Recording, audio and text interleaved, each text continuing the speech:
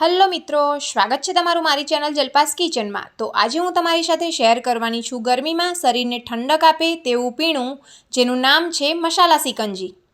તો ચલો આજની મસાલા સિકંજીની રેસીપી બનાવવાનું શરૂ કરીએ। મસાલા સિકંજી બનાવવી એકદમ સરળ છે। તો સૌપ્રથમ આપણે એકદમ સરસ એવા લીંબુ લેવાના છે, જેમાં એકદમ વધારે રસ હોય। તો લીંબુને આપણે હાથેથી આ રીતે પહેલાં તો મસળી લઈશું। 2 નંગ લીંબુમાંથી 4 ગ્લાસ જેટલી મસાલા સિકંજી બનીને તૈયાર થશે। ત્યારબાદ ફ્રેશ ફુદીનાના પાનને આપણે 2 થી 3 પાણી વડે એકદમ સરસ રીતે ધોઈને લેવાના છે। ફુદીનાના પાનનું માપ થોડું વધારે લઈશું, તેનાથી સિકંજીનો ટેસ્ટ એકદમ સરસ આવશે। ત્યારબાદ શેકેલા જીરાનો પાવડર લેવાનો છે, 1 ચમચી સંચળ પાવડર, 1 થી 2 ચમચી ચાટ મસાલો, 1 ચમચી મરી પાવડર અને સ્વાદ અનુસાર મીઠું લેવાનું છે। 2 થી 3 ચમચી જેટલી દળેલી ખાંડ લેવાની છે। ત્યારબાદ બરફના ટુકડા લેવાના છે। દળેલી ખાંડનું માપ તમે તમારા ટેસ્ટ પ્રમાણે વધારે ઓછું લઈ શકો છો। ત્યારબાદ હવે આપણે જે પુદીનાના પાનને ધોઈને રાખ્યા હતા તેને આપણે થોડા વાટી લઈશું।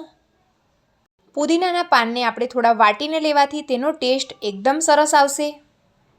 જો તમે મારી ચેનલ પર નવા છો તો મારી ચેનલને જલ્દીથી સબસ્ક્રાઈબ કરી લો, જેથી આવનારા વિડીયોની નોટિફિકેશન તમને સૌથી પહેલાં મળતી રહે। તો હવે તમે જોઈ શકો છો કે પાનને આપણે અધકચરા વાટી લીધા છે।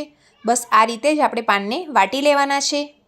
હવે આ વાટેલા પુદીનાના પાનને આપણે સાઈડ પર મૂકી દઈશું, જેનો ઉપયોગ આપણે પછી કરીશું। ત્યારબાદ હવે આપણે લીંબુનો રસ કાઢવાનો છે, તો લીંબુને આપણે કાપી લઈશું। અત્યારે હું 4 ગ્લાસ જેટલી સિકંજી બનાવવાની છું, તો તેના માટે મેં 2 નંગ જેટલા લીંબુ લીધા છે। જો તમારે વધારે પ્રમાણમાં સિકંજી બનાવવાની હોય તો લીંબુનું પ્રમાણ તમારે વધારે લેવાનું। હવે લીંબુને કાપી લીધા છે। ત્યારબાદ તમારે જે વાસણમાં સિકંજી બનાવવાની હોય તે વાસણમાં આ રીતે આપણે લીંબુનો રસ નિતારી લઈશું। હવે તમે જોઈ શકો છો કે બંને લીંબુનો રસ આપણે નિતારી લીધો છે।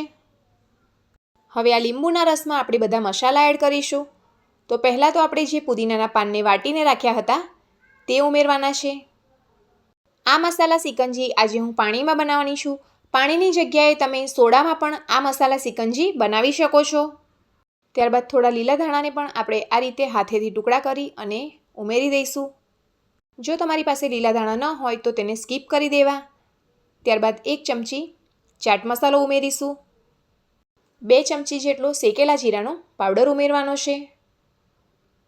ત્યારબાદ 1 ચમચી જેટલું સંચળ પાવડર ઉમેરીશું।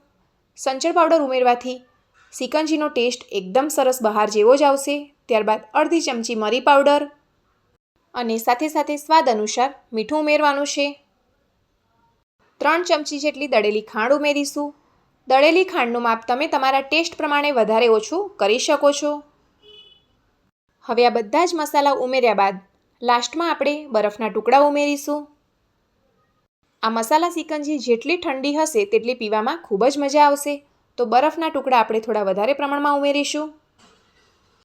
હવે બરફના ટુકડા ઉમેર્યા બાદ આ બધી જ સામગ્રીને એકદમ સરસ રીતે મિક્સ કરી લેવાની છે, જેથી બધા જ મસાલા એકદમ સરસ રીતે એકબીજાને ભળી જાય। મસાલાને એકદમ સરસ રીતે મિક્સ કર્યા બાદ લાસ્ટમાં આપણે એકદમ ઠંડુ પાણી ઉમેરવાનું છે। જો તમારે પાણી ન ઉમેરવું હોય તો પાણીની જગ્યા પર તમે સોડાનો ઉપયોગ પણ કરી શકો છો। તૈયાર છે આપણી ઠંડી ઠંડી મસાલા સિકંજી।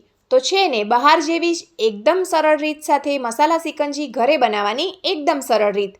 તો તમે પણ તમારા ઘરે ચોક્કસથી ટ્રાય કરજો અને મને કોમેન્ટમાં જણાવજો કે આજની આ રેસીપી તમને કેવી લાગી। તો ચલો મસાલા સિકંજીને આપણે સર્વ કરી લઈએ। જો તમને મારી આજની આ રેસીપીનો વિડીયો પસંદ આવ્યો હોય તો મારા વિડીયોને લાઇક કરો, ચેનલને સબસ્ક્રાઈબ કરો અને વિડીયોને બને તેટલું ફેમિલી અને ફ્રેન્ડ્સના ગ્રુપમાં શેર કરો। તો ફરી મળીશું આવી જ એક અલગ રેસીપીના વિડીયો સાથે। ત્યાં સુધી આવજો।